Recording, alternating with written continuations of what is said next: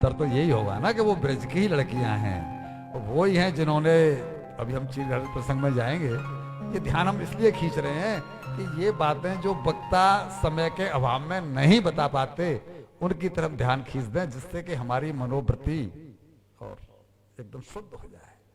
तो वो यही हैं। फिर बताइए कैसे संभव है कि हम गोपियों को एक अलग दृष्टि से देखते हैं। भगवान ने तो उनकी इच्छा पूरी की है कि इनका मैं दूध पी लूं, ये गाय जो बनी हुई है बछड़े के रूप में, मैं इनका दूध पी लूं, तो इनकी भक्ति का फल मैं इनको प्रदान कर दूं। भगवान ने उनको भक्ति का, उनकी का, और वो फल प्रदान किया है। और ये लीला जब तक चली है, कोई दादी नानी की उम्र की गोपियां नहीं है, ये तो हमने आपको बता ही दिया। अब आपको आगे जाकर के और सुख महसूस होगा कि इतनी त्रुटि जितनी में होती है उतनी में ये लीला सब कुछ हो गई। और जब ब्रह्मा जी लौट करके आए कि जाके देखूं वहां क्या चल रहा है, तब उन्होंने देखा कि वो तो बछड़े भी यों की त्यों चल रहे हैं, बाल कृष्ण भी वही हाथ में दही भात लेकर के और अचार फंसे पड़े हैं और बछड़ों को तलाश रहे हैं। उन्होंने कहा ये कैसे हो गया, मैं तो वहां छोड़ के आया हूं। फिर गए ऊपर ब्रह्मलोक में, तो देखा कि बछड़े भी वहां मूर्छित पड़े हैं और ग्वाल वाले भी सब मूर्छित पड़े हैं। फिर लौट करके आए, तब तक भगवान ने वो सब के सब उनके सामने प्रकट कर दिए थे। और अब भगवान ने सबको चतुर्भुज रूप प्रदान किया है।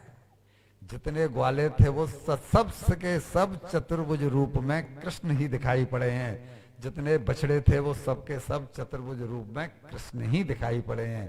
अब उनको मालूम पड़ा कि ये कृष्ण की इच्छा सृष्टि है, ये दिव्य सृष्टि जिसे कहते हैं, ये ब्रह्मा जी वाली सृष्टि नहीं है, ये उनकी अपनी रची हुई सृष्टि है। और तब उनको एहसास हुआ कि मैंने एक अपराध कर डाला लीला का सुख लेने के लिए, और मैंने एक अपराध यह कर डाला कि इनके भक्तों को इनसे थोड़ा अलग कर दिया। और इतनी देर में हमारा 1 साल बीता है। अब उनको हुआ कि सच्चे कौन है, इसलिए उन्होंने चतुर्भुज रूप में सबको दिखाया। ब्रह्मा जी ने अपने हंस जो वाहन है उससे कूद पड़े, और कूद करके अपने चारों मुकुटों से झुक झुक करके भगवान को दंडवत प्रणाम करके और उनकी स्तुति की है। इसके बाद भगवान की जब स्तुति हो गई, भगवान कुछ नहीं बोले, तो भी परिक्रमा करके वो और वापस चले गए। ये लीला सुनकर के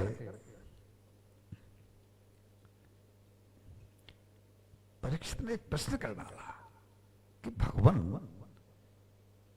गोपियों के ये अपने कोई सगे तो थे नहीं, गोपियों के ये अपने कोई सगे तो थे नहीं, फिर उनकी भक्ति की प्रगाढ़ता ऐसी कैसे हो गई। अब ये प्रश्न बिल्कुल वैसे ही है जैसे कि हम लोग कभी कभी आपस में जब कथा सुन रहे हैं कृष्ण की, तो वो तो कर्तुम अकर्तुम है, सर्वथा समर्थ है, तो उनकी कथा में ये प्रश्न नहीं उठना चाहिए। बड़ी खींच के साथ उन्होंने बोला, राजन, सब संसार में केवल अपनी आत्मा से ही प्रेम करते हैं, कोई किसी से इसके अलावा प्रेम नहीं करता। हमको अपने बेटे से प्रेम इसलिए है कि वो हमारी आत्मा को प्रिय लगता है। हमको अपनी पति से या पत्नी से या पत्नी को अपने पति से प्रेम इसलिए है कि उसकी आत्मा को वो प्रिय लगता है। और यहां पर फिर उन्होंने एक दृष्टांत दिया है। एक गांव में एक संत कथा करते थे। कथा में एक युवक पहुंचता था, विवाहित था, बैठता था, और 1-1.5 घंटे के बाद ही, अच्छा ऐसे बहुत से लोग होते हैं जिनका रस तो अच्छा है, मतलब उनका भाव तो अच्छा है, वो आकर के आगे बैठते हैं, लेकिन बीच में से उठ को वो जाते हैं, तो वक्ता को वो अच्छा नहीं लगता, जो और श्रोता बैठे होते हैं उनको भी अच्छा नहीं लगता, लेकिन वो इसके साथ कंप्रोमाइज इसलिए करते हैं कि उनकी इच्छा ये रहती है कि हम आगे बैठ करके कथा अब वो क्यों जाते हैं, वो उनकी मजबूरी रही होगी, उसी की तरफ हम आपका ध्यान खींच रहे हैं। ये युवक आगे आकर के बैठता और एक निश्चित टाइम पर कथा में से उठ जाता। संत उसके चेहरे की तरफ देखते कि ये युवक इतनी छोटी उम्र में और कितने रस से कथा सुनता है। वक्ता के ऊपर अगर किसी की टकटकी लगी हुई है तो वक्ता भी तो उसको देख रहा है ना, है? और वो जान जाता है कि भाई ये व्यक्ति मन से सुन रहा है या ये व्यक्ति मन से नहीं सुन रहा है, ये हमको यहां से दिखाई तो पड़ता ही है। तो उन्होंने भी एक दिन नहीं रोक पाए और जब वो युवक उठा तो उससे कहा, बेटे थोड़ी देर रुको, मुझे तुमसे कुछ बातें करनी है। अब जब संत ने कहा तो बेचारा रुक गया। रुक करके संत ने अपनी वाणी को विराम दिया, अपनी कुटिया में ले गए और ये बोले उससे कि बेटे तुम्हारे चेहरे से ऐसा लगता है कि तुम्हें कथा सुनते समय बड़ा रस मिलता है। तुम टकटकी लगा करके हमारी तरफ देखते रहते हो और कथा का एक एक शब्द को ग्रहण करते हो, लेकिन तुम कथा को बीच में छोड़ के क्यों चले जाते हो? तब उसने बोला, जी कि मैं शादीशुदा हूं और अगर मैं समय से नहीं पहुंचता तो मेरी पत्नी व्याकुल हो जाती है, मेरी माताजी भोजन नहीं करती, मेरे पिताजी मुझे बहुत प्रेम करते हैं और वो जब तक मुझे नहीं देख लेते तब तक व्याकुल होते हैं। खैर जो गृहस्थी की बातें उसने सब कुछ वो ही रखा। संत ने बोला, बेटा ये सब ठीक है लेकिन ये सब व्यवहार में है, अपने कल्याण का रास्ता देखो बेटा। तुम्हें रस आता है, ये ऊपर वाले की तुम्हारे ऊपर कृपा है। कथा में मन लग जाना कोई मामूली बात नहीं है। हमने पहले दिन आपको वो श्लोक सुनाया था, दुर्लभैव कथा लोके श्रीमद् भागवतोद्भवा कोटि जन्म समुत्थेन पुण्य नैवतु लभ्यते। करोड़ों करोड़ों जन्मों के पुण्य जब उदय होते हैं तब जाकर के कथा में मन लगता है। हम जब कहते हैं कि हम आपके भाग्य की सराहना करते हुए और अपनी वाणी को विराम देते हैं तो हम आपको कोई मस्का नहीं लगाते, बल्कि हम आपके भाग्य की वाकई में सराहना करते हैं कि आपका मन कथा श्रवण में लग रहा है। ये बिना करोड़ों जन्मों के पुण्य के नहीं लगता साहब, नहीं लगता। तो बेटा तुम्हें ये गलतफहमी है। तो वो बोला, स्वामी जी आप क्या जानो, आपके तो कोई आगे पीछे, तो आप क्या जानो कि माँ बाप का संबंध क्या होता है, माँ बाप कितना प्रेम करते हैं और पत्नी जो पराये घर से आई है, जो कि केवल मेरे पीछे ही है, वो मुझे कितना चाहती है, तड़पती है मेरी मुझे देखने के लिए। आप क्या जानो। संत ने और कुछ समझाया लेकिन जब नहीं माना तो बोला कि ये सब झूठा है प्रेम। बोला मैं नहीं मानता। तो बोला परीक्षा लेना चाहते हो कि तुम्हारी पत्नी का प्रेम झूठा है, तुम्हारे पिता का प्रेम झूठा है, तुम्हारी माता का प्रेम झूठा है? बोले इसमें परीक्षा लेने की जरूरत क्या है, दिखाई तो पड़ता है ना स्वामी जी। बोला सब झूठा है, परीक्षा ले लो बेटा। ठीक है, अगर आप नहीं मानते तो परीक्षा ले लेते हैं। और उन्होंने कहा कि तुम एक हफ्ते तक मुझे केवल आधा घंटा दे दो, मैं तुम्हें श्वास रोकने की प्रक्रिया सिखाता हूं, फिर तुम्हें मालूम पड़ेगा कि ये संबंध जिनको लिए तुम कथा जैसी चीज को छोड़ करके और भाग खड़े होते हो, उन संबंधों में कितनी प्रियता है। वो एक आधे घंटे के लिए आया 8 दिन, और उसने श्वास रोकने की क्रिया स्वामी जी से सीखी। अब स्वामी जी ने उससे कहा कि तुम जाकर के ये जो मैं तुम्हें धूल दे रहा हूं या पत्ती, उसमें जो वो आता है पेड़, उसकी पत्ती को अगर खा लो तो शरीर में एकदम गर्मी बहुत तेजी से दौड़ जाती है और शरीर बहुत गर्म हो जाता है। तो मैं तुम्हें श्वास रोकने की प्रक्रिया तुम्हें बताई दी, ये पत्ती तुम खा लेना, तुम्हारा शरीर एकदम गर्म हो जाएगा और ऐसा लगेगा तुम्हें 108 डिग्री बुखार है। तुम्हें बुखार होगा नहीं लेकिन लगेगा कि तुम तप रहे हो, इतना तगड़ा बुखार है। और तुम श्वास रोक करके लेट जाना, मैं 10 मिनट के पीछे पहुंच जाऊंगा। तुमको मैंने 15 मिनट तक श्वास रोकने की क्रिया सिखाई है, मैं 10 मिनट में पहुंच जाऊंगा, तुम्हें कुछ नहीं करना है, तुमको तो बस दर्द हो रहा है, दर्द हो रहा है, दर्द हो रहा है करते करते करते करते और बेहोश हो जाना है, यानी श्वास को रोक। ठीक है स्वामी। वही हुआ, दिन फिक्स हुआ, उसको वो पुड़िया दी गई, उसने वो खाई और खाने के बाद में दर्द हो रहा है, दर्द हो रहा है करके वो लेट गया। अब जब देखा सबने कि श्वास रुक गई, इट मीन्स डेड बॉडी। जब श्वास चल रही है तब तो मालूम पड़ेगा भाई बेहोश है, जब श्वास उसने रोक ली तो डेड बॉडी। अब तो पत्नी पछाड़ खावे, चूड़ियां तोड़े, मां तो धाड़े, पिता आहा, और ऐसा कोरा मचा के पूरा गांव इकट्ठा हो गया। बोला इकलौता बेटा लाला जी का, और जो है ना वो बेटा ही चला गया घर में, अभी अभी तो दुल्हन आई है और वो तो आते ही विधवा हो गई, और ऐसा है वैसा है करके जिसको देखो वो हाहाकार मच गया। 10 मिनट में स्वामी जी पहुंच गए। अब जब पहुंचे तो पिताजी बोले आप बिल्कुल सही समय पे आए हैं, लाला का अभी अभी प्रणांत हुआ है, आपके पास सत्संग में जाता था, ठीक है ना, आप कोई कृपा करो ना, हमारा लाला जीवित हो जाए। स्वामी जी ने झूठ मूठ को नवस देखी, अरे बोलो वो ऊपर का असर है, कोई खास बात नहीं है, ठीक है हो जाएगा, ठीक है, श्वास इसकी अभी चल रही है पर बहुत धीमी है, आप लोग उसे पहचान नहीं पाए। तो स्वामी जी कैसे करें, कुछ करिए।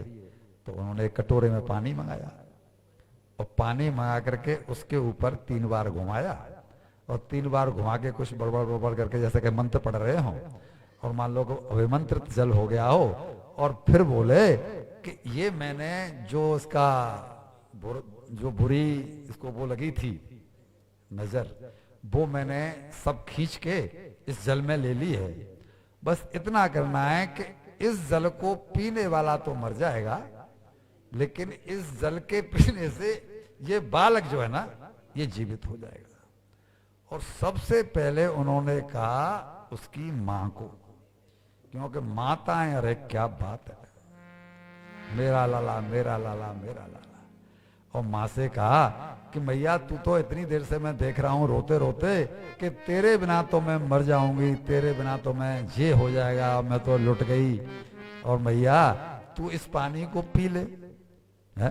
तू तो वैसे भी मरने वाली है, कह रही है ना कि मैं तेरे बिना तो जिंदा रह ही नहीं सकती, तो तू इस पानी को पी ले, तेरी बहू अभी युवा है, तेरा बेटा युवा है, इन दोनों का जीवन आराम से चलता रहेगा, तू तो वैसे भी जिंदा रहने वाली नहीं है। अब देखिए वो कह रही है कि मैं पी तो लेती पर मैं पतिव्रता नारी हूं। अगला बहाना देखो, मैं पतिव्रता नारी हूं और मैं मर गई तो मेरे पति का क्या होगा, इनको दवाई कौन खिलाएगा, इनका पंखा कौन झलेगा। स्वामी जी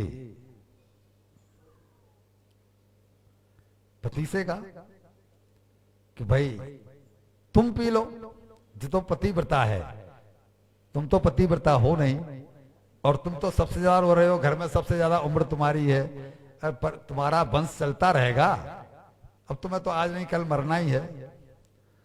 तो बोला जी मैं भी पत्नी व्रता हूं, मैं भी पत्नी व्रता हूं, और मैंने तो सब 7 फेरे लिए थे, तो इसको वचन दिए थे कि अकेला छोड़ के। अच्छा हम उस समय ये भूल जाते हैं कि हम भगवान को भी वचन दे के आए हैं। जब गर्भ में होते थे ना, हमारी माँ कहती थी कि बालक की डोर भगवान से लगी होती है। मैंने पूछा जब हमको हमारा पोता हुआ कि जी हंसता क्यों है, तब वो बोले कि बालक की डोर भगवान से लगी होती है, वह मैया आकर के बालक को रिझाती है, तो बालक अपने आप अकेला ही अकेला हंसता रहता है, तब तक उसे भगवान की याद बनी रहती है, और डोर पेट में तो लगी ही रहती है। तब बोले कि मैं जो है मैं भी साहब पत्नी व्रता हूं, मैंने इसको वचन दिया है, तो मैं तो नहीं, मुझे तो माफ करिए। जब ये सुना तो पड़ोसी अड़ोसी वो सब उठ के चलने लगे कि कहीं स्वामी जी हमसे नहीं कहते, और जो दूर के इतनी देर में नाते रिश्तेदार थे जो आ गए थे, वो भी सब जो है ना वो एक एक करके नहीं आने जाने। अब कही पत्नी से कि तू कह रही है कि इनके बिना मेरा तो कोई अस्तित्व है ही नहीं, अब मैं तो जिंदा रह ही नहीं सकती। तू सारी तरह चूड़ियां फोड़ दी, माथे को फोड़ के खून निकाल लिया, ठीक है ना। अब फिर तू ही पी ले बाबा, कम से कम इन बुजुर्गों के लिए इनका बेटा बना रहेगा, ठीक है ना। तो इनका लालन पालन चलता रहेगा, इनका बुढ़ापा कट जाएगा। पत्नी बोली स्वामी जी कमाल करते हो, जो सबसे ज्यादा हल्ला मचा रही थी। बोला आप कमाल करते हो। बोला कैसे। बोला जिनका ये खून है और जो बूढ़े हो चुके हैं वो तो पी नहीं रहे हैं, और मैं पराए घर से आई हूं, अभी मैंने दुनिया में देखा ही क्या है, मैंने दुनिया में देखा ही क्या है, तो मैं कैसे पियूं। अब फिर वो सन्यासी जो है ना वो पति पत्नी की तरफ मुखाते हुए, भाई ऐसा कर लो कि तुम दोनों आधा आधा पी लो, आधा आधा पी लोगे तो दोनों एक संग,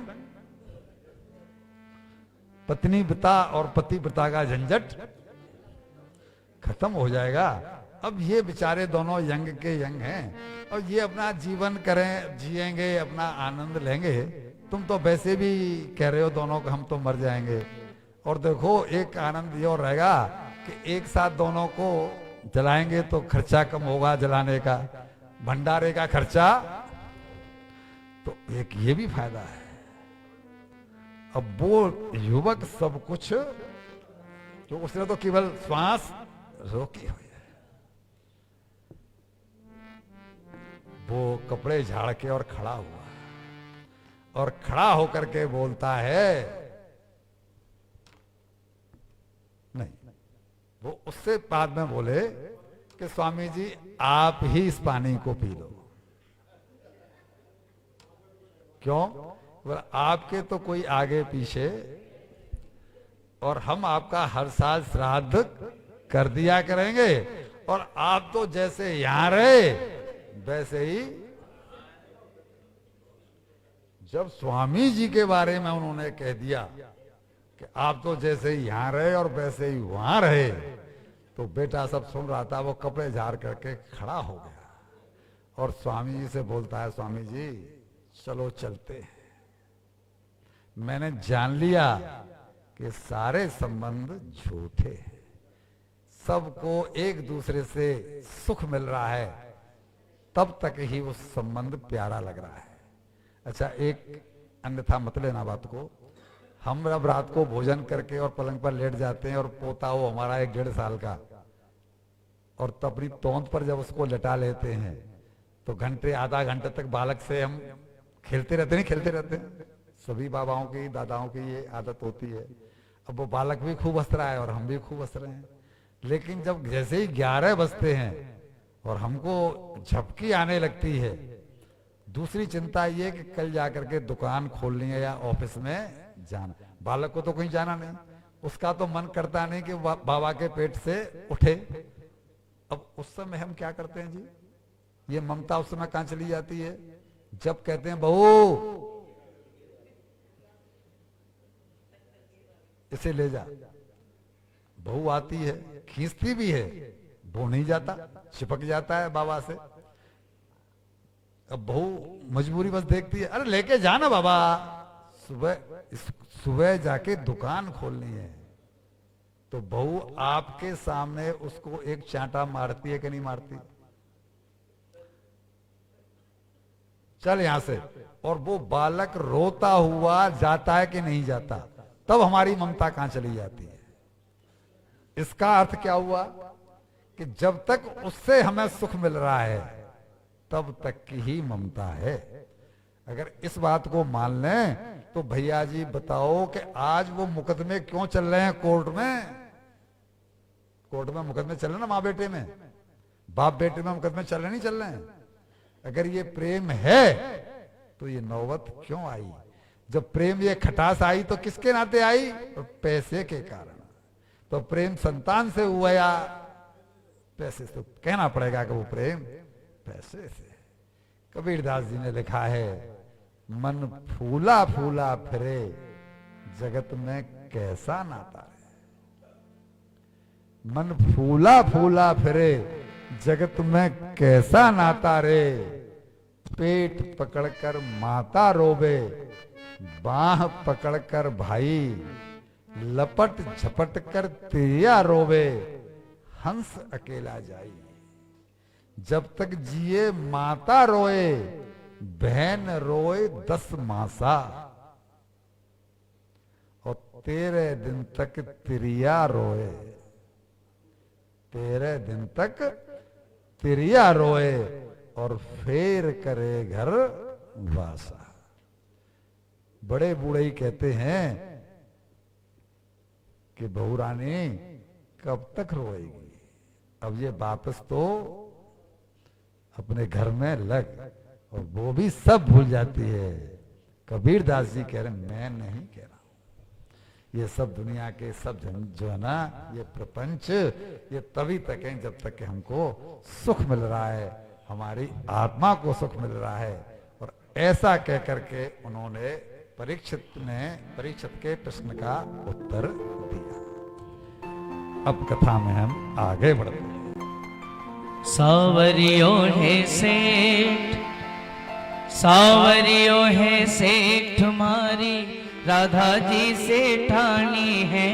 सावरियो है सेठ, सावरियो है सेठ तुम्हारी, राधा जी से ठानी है।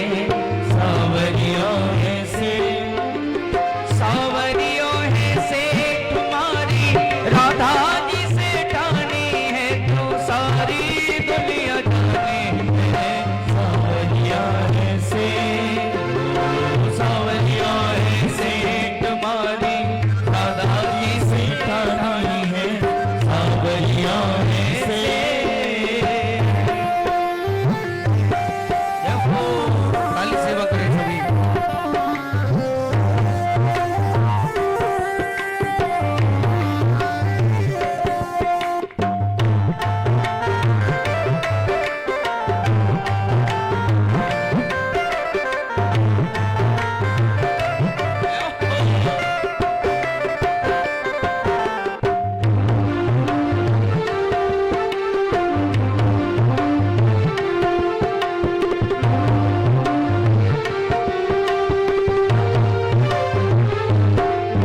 राजाओं के राजा ओ महारानी की रानी, सरे मोरे मुकुट साजे। राजाओं के राजा महारानी की रानी, सरे मोरे मुकुट साजे। जोड़ी घनी प्यारी ओ दरबार है प्यारा, राधा के संग संग साजे। सोने पल में से, हर सोने पल में सेठ, सोने पल में से ठानी है। सोने पल में से, सोने पल में सेठ, सोने पल में ये सेठानी है। सारी दुनिया जानती है। सावरियो है सेठ, सावरियो है सेठ तुम्हारी, राधा जी से ठानी है। सावरियो है सेठ।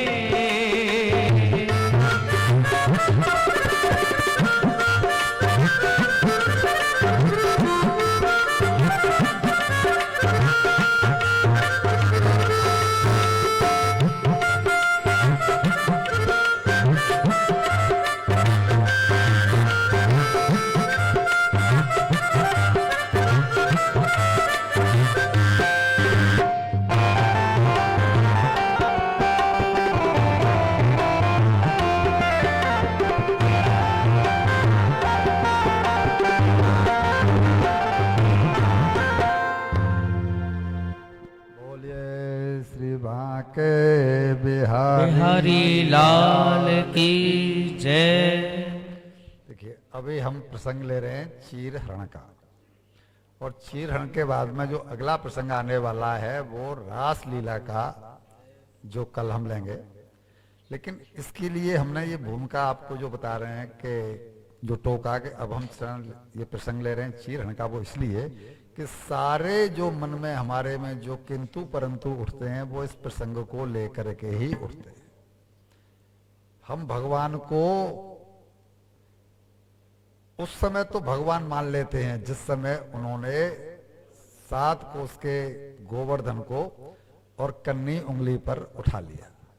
लेकिन जब गोपी को किसी को वो छेड़ते हैं तो हम भूल जाते हैं कि ये भगवान है। हम किसी की मटकी फोड़ते हैं तो हम भूल जाते हैं कि ये भगवान है। हम भूल जाते हैं जब वो माखन लीला कर रहे होते हैं तो हमको लगता है कि वो चोर हैं, वो भगवान नहीं है। यही है कि ये लीला जो है ना, चीरहरण की लीला, ये भी ब्रह्म संबंध की है। ये भी लीला कोई कपड़े चुराने की नहीं है। दूसरी बात यह है कि भगवान से हमारा क्या छुपा हुआ है। भगवान ने हमको क्या निर्वस्त्र नहीं देखा? भगवान से कुछ छुपा हुआ है हम ऐसा मान के चलते हैं?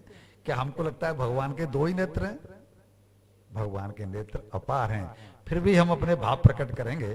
केवल भूमिका में आपको समझा दिया कि बड़ी शांति से एक थोड़ी देर के लिए इन भावों को सुन लें, क्योंकि आपके मन में जो कई उल्टे सीधे विचार आते हैं वो काफी हद तक वो शांत हो जाते हैं। हेमंत ऋतु में ब्रज की कुमारिकाओं ने कात्यायनी देवी का व्रत करने का संकल्प लिया है। ये हेमंत ऋतु मतलब कार्तिक मास, जो महिलाएं कार्तिक नहाती है ना, आप में से ही काफी महिला कार्तिक नहाती होंगी। और वृंदावन में कात्यायनी देवी नाम का जो मंदिर है वो सिद्ध पीठ है। वृंदावन के लोकल जितने भी अग्रवाल परिवार हैं वो बिहारी जी के दर्शन शायद महीने में 1 बार करते हों, लेकिन उनकी बहन बेटियां कात्यायनी मंदिर डेली जाती हैं। वो सिद्ध पीठ है वहां की। कात्यायनी देवी के बारे में उनकी धारणा यही है कि ये भगवान की बहन है। हम भी आपको सुनाएंगे कि ये भगवान की बहन है। तो ये क्या है कि यमुना जल में प्रवेश कर जाती सुबह 4 बजे ही, यानी ब्रह्म मुहूर्त में। और ब्रह्म मुहूर्त में स्नान करने के बाद में गलती ये करती थी कि अपने वस्त्र उतार के तट पर रख देती और निर्वस्त्र होकर के स्नान करती और बाहर आकर के वस्त्र धारण करती और बालू से देवी की मूर्ति बना करके उनकी पूजा करती और कात्यायनी देवी से जो प्रार्थना करती वो एक ही कि कात्यायनी महामाये महायोगिन यधीश्वरी नंद गोप सुतम देवी पतिम में गुरुते नमः इति मंत्रम जपन्त्यस्ता पूजाम च कुमारिका। यहां इन्हें कुमारिका क्यों कहा गया? हम एक एक शब्द पर इसलिए ध्यान देंगे कि वो रहस्य मालूम पड़ जाएंगे। वह इसलिए कहा गया कि गोपियां 3 प्रकार की हैं ब्रज में। ब्रज में गोपियां 3 प्रकार की हैं। एक कुमारिका, एक शब्द आपने सुना होगा गोपांगनाएं, और एक शब्द आपने सुना होगा ब्रजांगनाएं। ये तीनों शब्द अक्सर भागवत में सुनने को मिलते हैं। सब संत जब प्रवचन करते हैं तो तीनों शब्द सुनने को मिलते हैं, लेकिन हम तीनों का अर्थ एक ही निकाल लेते हैं, गोपी, जबकि ये 3 प्रकार की हैं। और आज इनकी महिमा को जान लिए कि इन शब्दों में क्या अंतर है। जैसे हम कहते हैं कि बुद्धि अलग चीज है और विवेक अलग चीज है, ऐसे इन तीनों संबंधों के बारे में जान लीजिए। कुमारिकाएं वो हैं जिन्होंने कात्यायनी माता का व्रत रखकर श्री कृष्ण को पति रूप में मांगा, यानी उनका प्रेम जो श्री कृष्ण से किया है उस प्रेम को कहते हैं स्वकीय प्रेम। इस प्रेम को कहते हैं स्वकीय प्रेम। यह पुष्टि भक्ति के अंतर्गत आता है। पुष्टि भक्ति जो वल्लभ संप्रदाय की भक्ति है, जो श्रीनाथ जी की भक्ति है, जिसे गुजराती लोग कुछ अधिक करते हैं, ये पुष्टि मार्ग है। दूसरी है गोपांगनाएं। ये गोपांगनाओं ने लोक और वेद दोनों की मर्यादाओं का अतिक्रमण करके परकीय भाव से प्रेम किया है। वो सुखीय भाव था, ये परकीय भाव है। इस प्रेम को पुष्टि प्रेम भक्ति कहा जाता है, पुष्टि मार्ग नहीं। पुष्टि प्रेम भक्ति कहा जाता है। तीसरा है ब्रजांगनाएं। ब्रजांगनाओं का प्रेम वात्सल्य भाव का है। ब्रजांगनाओं का प्रेम वात्सल्य भाव का है। श्री बल्लवाचार्य जी ने कहते हैं कि कृष्णाधीना तो मर्यादा स्वाधीना पुष्टि नोक्षते। मर्यादा पुष्टि भक्त प्रभु के अधीन होता है।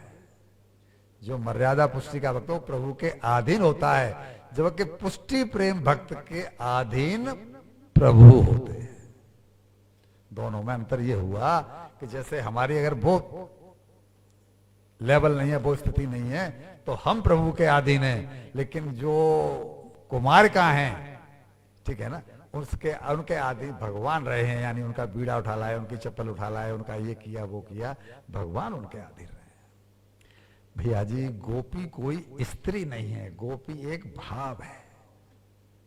गोपी का अर्थ है गो अर्थात इंद्रिय, और पी पी मतलब समस्त इंद्रियों के द्वारा उस कृष्ण रस को पीना, उस कृष्ण रस का पान करना। गोभी इंद्रिय कृष्ण रसम पिबती इति गोपी। यानी गोपी के गोरस में कृष्ण, गोपी के माखन में कृष्ण, गोपी के हर कर्म में कृष्ण। यानी मनसा वाचा कर्मणा कृष्ण ही कृष्ण, केवल कृष्ण का ही चिंतन।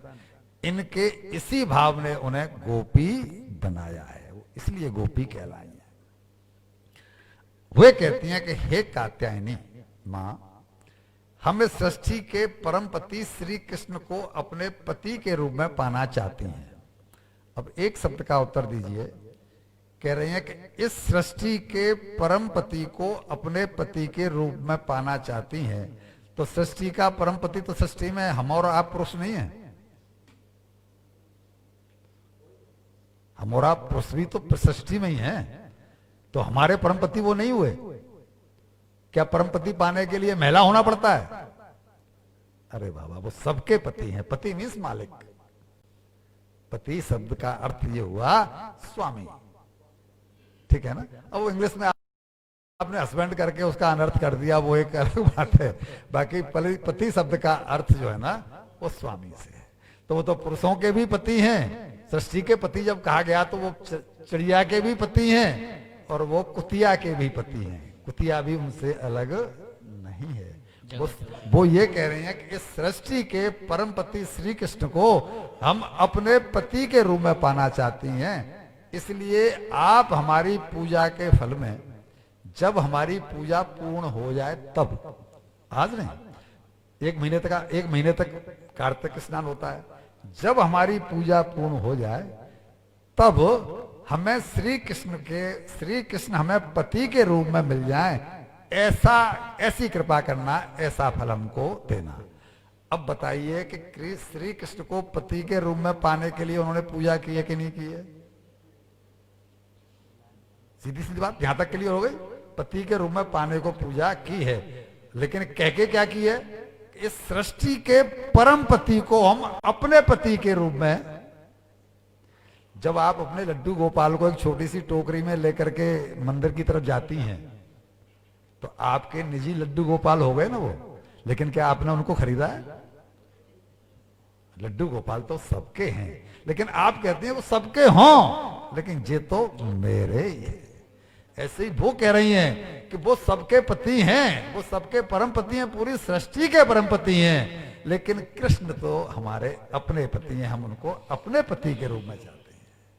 इन छोटे छोटे भावों को देख करके जाएंगे ना, तो फिर वो लीलाओं के बारे में विशेष ज्यादा जो हमारा जब मन में बेकार आते हैं वो नहीं आएंगे। सत संतों ने पुरुषों के लिए दास्य भाव को श्रेष्ठ माना है। वो कहते हैं कि इसका अनुभव पुरुषों को होता है कि वो सेवक के रूप में, और अगर पूजा करें तो वो जल्दी उनका मन लगेगा और उसको निभा पाएंगे। क्योंकि हम किसी के भी अंडर में जब काम करते हैं, चाहे व्यापार के गुण सीखते हों, चाहे एजुकेशन में जब हम जाते हैं या इंटर्नशिप करते हैं तो हमें किसी न किसी के अंडर में काम, तो हमको वो दास्य भाव का अनुभव है।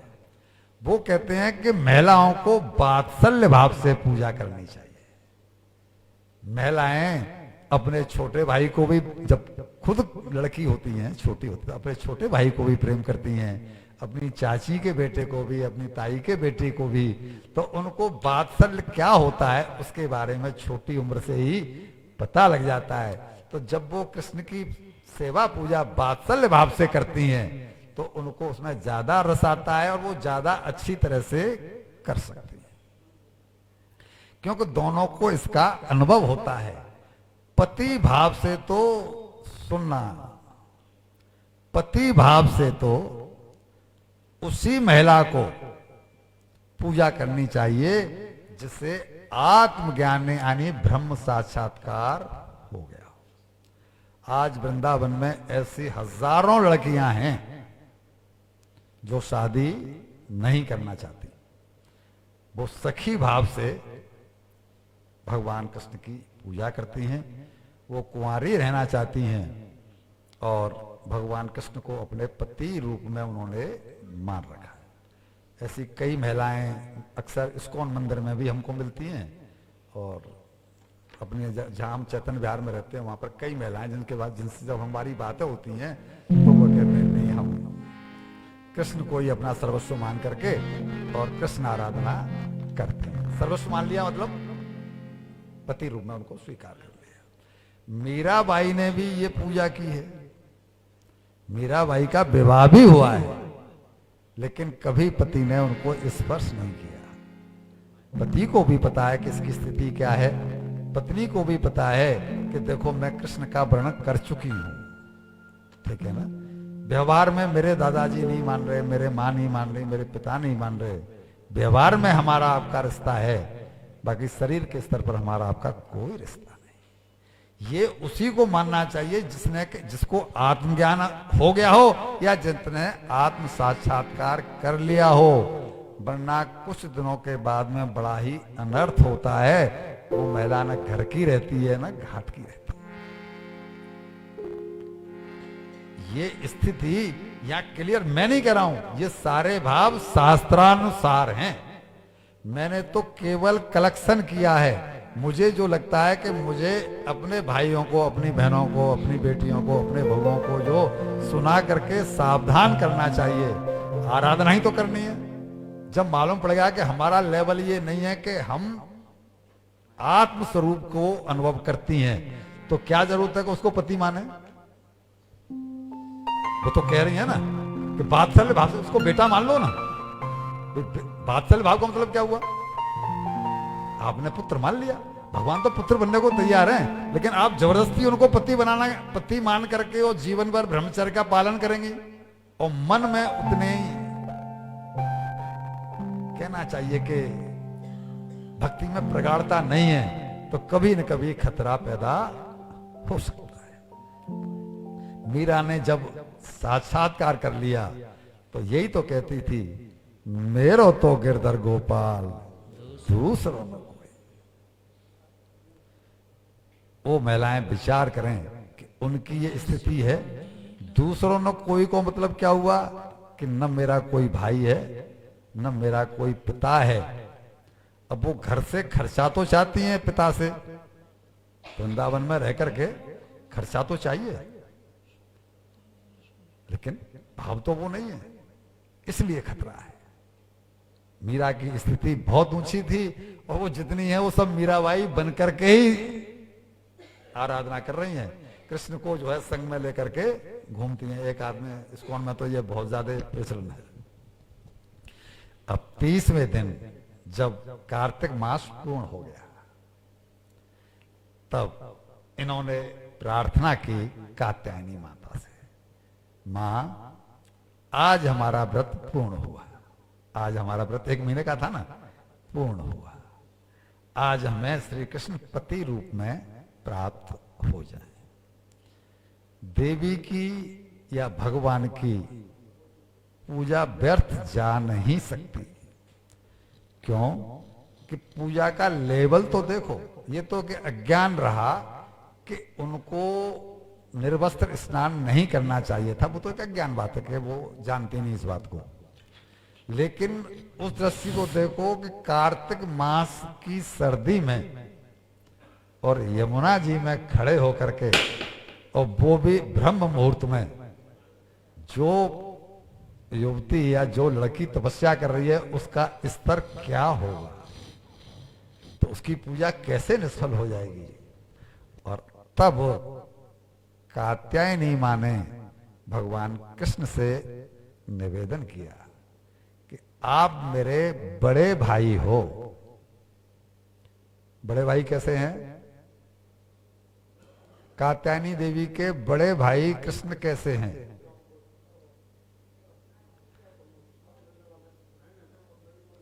सुनिए, पहले भगवान कृष्ण का जन्म हुआ वसुदेव जी के यहां मथुरा में, और पीछे योग माया जो कात्यायनी देवी हैं उनका जन्म हुआ यशोदा के उदर से। तो दोनों बहन भाई हुए कि नहीं हुए? भगवान कृष्ण ने यशोदा माँ का दूध आकर के वृंदावन में पिया कि नहीं पिया है? दोनों बहन भाई हैं। भैया, मेरी भक्तों की भक्ति को जाके पूर्ण करो। मेरी भक्ति गोपियों ने आपकी जो आराधना, मेरी जो आराधना की है, आपकी नहीं की है। कृष्ण भगवान की आराधना नहीं की उन्होंने। किसकी आराधना की है? कात्यायनी देवी की। मेरी जो आराधना की है वो मुझे पाने के लिए नहीं की, तब आपको पाने के लिए की है। तो उनकी आराधना की पूर्णता करना मेरा धर्म बनता है। इसलिए मैं आपसे प्रार्थना करती हूं कि जाओ और जाकर के उनको उनकी पूजा का और फल प्रदान करो। अच्छा, तो भगवान तो बात बहन की टाले नहीं। भगवान तो किसी भक्त की जब रीझ भजो या खीज, रीझ के भजो चाहे खींच के भजो, वो तो देने ही वाले हैं फल। तो इन्होंने तो 1 महीने तक सर्दी में कष्ट उठाया है, और तब भगवान उनकी प्रार्थना पर उनको अपने उनकी तपस्या का फल देने के लिए गए हैं। यहां भगवान अकेले नहीं गए हैं, उनके संग में सारे सखा हैं। और जब जाकर के देखा कि कपड़े किनारे पर रखे हुए हैं और कुमारिकाओं ने निर्वस्त्र प्रवेश किया हुआ है, तो उनके कपड़े उठा करके भगवान कदम के पेड़ पर चढ़ गए। हम आपको बता चुके हैं, गोपी शरीर भौतिक शरीर नहीं है, चिन्मय शरीर है। गोपी शरीर में जो हमारे अंग हैं उस तरह के अंगों की कल्पना करना सीधा सीधा अर्थ है कि हम उनको भौतिक शरीर मान रहे हैं। भगवान ने जब ऊपर चढ़ गए, गोपियों को मालूम पड़ गया कि हमारी तपस्या पूर्ण हो गई। तपस्या के बाद में अब जैसे ये पटाखा फूटा तो कुछ लोगों ने कहा कि समर्थन, और हाँ सत्य हो गया। पार्वती जी के गले में से माला खिसकी, जैसे ही रुक्मिणी जी ने उनकी प्रार्थना स्वीकार, रुक्मिणी जी की प्रार्थना उन्होंने स्वीकार की है, इसका मतलब प्रार्थना स्वीकार हो गई। तो जब तक वो जल में हैं तब तक कृष्ण पहुंच भी गए, तो उनको लगा कि पति रूप में हमको कृष्ण की प्राप्ति हो गई। अब वो कह रही हैं कि कपड़े हमारे वापस कर दो। तो कृष्ण का जवाब यही तो है, आप सबने वही तो पढ़ा है कि वो कह रहे हैं कृष्ण कि तुमने कात्यायनी देवी की जो आराधना की वो किसके लिए की? तो कह रही हैं कि आपको पति रूप में पाने के लिए। तो जब तुम मुझसे पति रूप में पाना चाहती हो तो फिर मुझसे संकोच कैसा? मुझसे संकोच कैसा? अच्छा, पर्दा रहते हुए पति पत्नी आपस में मिल सकते हैं? सीधी बात है। जब लौकिक व्यवहार में ये नहीं हो सकता तो आ जाओ बाहर और अपने कपड़े ले जाओ। तुमसे व्रत तो अच्छी तरह निभ गया, लेकिन एक अपराध ये हो गया कि ये कालिंदी एक तो मेरी पत्नी है, मेरी होने वाली पत्नी है। यमुना जी उनकी पत्नी होने वाली पटरानी है। तो एक तो ये यमुना जी मेरी पटरानी है, दूसरे जल में कुबेर देवता का वास।